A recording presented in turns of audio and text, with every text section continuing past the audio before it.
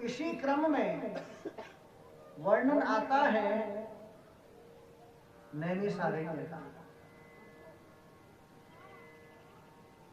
नैमिषारण्य इस भूमंडल में 7 प्रकार के अरण्य कहे गए हैं।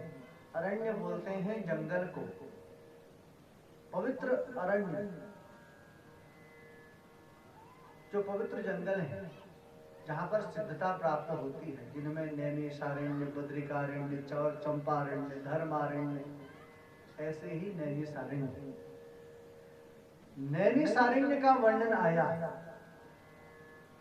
कि इस नैमिषारण्य नामक तीर्थ में 88,000 सौनक ऋषि हैं। नैमिषारण्य कैसे बना इसका नाम? घोर कलिकाल आने वाला आ गया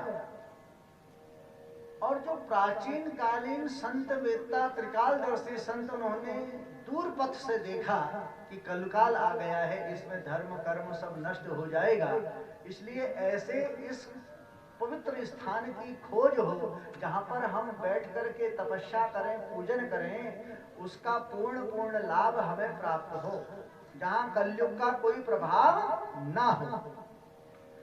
तब ये सौनक ऋषि, सौनक बोलते हैं गृहस्थ ऋषियों को, ये सभी ब्रह्मा जी के पास पहुंचे और ब्रह्मा जी ने अपने मनोयोग से एक चक्र को उत्पन्न किया और कहा कि हे सौनक ऋषियों, यह चक्र की निमि जहां क्षीण हो जाएगी, समझ लेना वही पाप मुक्त क्षेत्र होगा और जहां कलयुग का कोई प्रभाव नहीं पड़ेगा। वह चक्र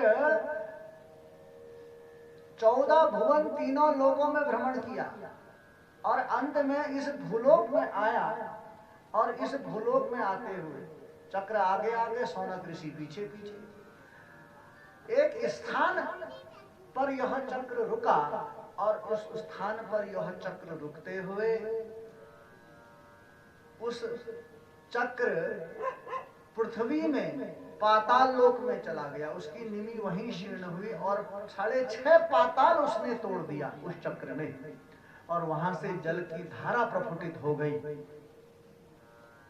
और जल की धारा इतनी तीव्रगामी कि जिससे सारे ब्रह्मांड में हाहाकार मच गया। तब भगवती देवी की आराधना की गई और तब वहां पर ललिता देवी का प्राकट्य हुआ और वह जलधारा शांत हुई। आज भी वह जलधारा नैसर्गिक रूप से आती है और उस चक्र की निमि, जहां पर क्षीण, निमि बोलते हैं धुरी को, जो गोल गोल धुरी होती है ना, उसको निमि कहा जाता है। उस निमि उस स्थान पर क्षीण हुई, इसलिए उस स्थान का नाम पड़ गया निमिषारण्य, नैमिषारण्य, नैमिषारण्य। और वहां पर जलधारा आज भी है और वो चक्रकुंड के नाम से प्रसिद्ध है। चक्रकुंड, चक्र के आकार का ही कुंड बना हुआ है, वहां पर जल हमेशा रहता है और लोग जाते हैं उस चक्र कुंड में स्नान करते हैं और अपने शारीरिक मानसिक पापों का हनन करते हैं।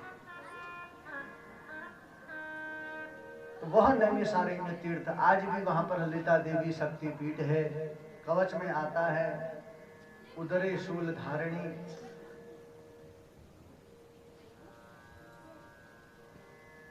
तो उस स्थान पर यह 88,000 सौनक ऋषियों ने तपस्या की है।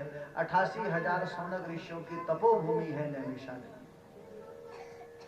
आज से 3 साल पहले हम नैमिषारण्य में भागवत कथा करने गए थे, उस स्थान पर कथा की।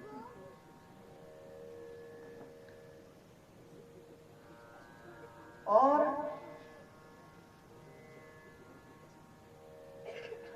उस स्थान पर सौनक ऋषियों ने तपस्या की है और उसी स्थान में समय व्यतीतता के बाद एक दिन व्यास जी के शिष्य पूज्य सूत जी का आगमन हुआ। तो वर्णन आता है महात्म्य में कि नैमि से सूतमासीनम विवाद्य महामतिम कथामृत रसास्वाद कुशल सौनको ब्रवी। नैमि से सूतम आसीन, उस नैमिषारण्य क्षेत्र में शौनक ऋषियों ने व्यास जी के शिष्य सूत जी को देखा और सूत जी को प्रणाम करते हुए उनका अर्घादिवि से पूजन किया और उनको व्यासपीठ पर बैठाया। और व्यासपीठ पर बैठाते हुए सभी शौनक ऋषियों ने सूत जी महाराज को प्रणाम करते हुए एक प्रश्न पूछा है। ध्यान देना, बड़ी सुंदर बात कि प्रभु आप तो पुराण वेदता हैं और व्यास जी के शिष्य हैं। नैमिषारण्य वह स्थान है जहां पर 18 पुराणों का वाचन किया गया है सूत जी के द्वारा प्रथम बार। और नैमिषारण्य ही वह स्थान है जहां पर सत्यनारायण की जो कथा आज हम लोग घर में करते हैं उसकी रचना वही हुई है व्यास जी के द्वारा।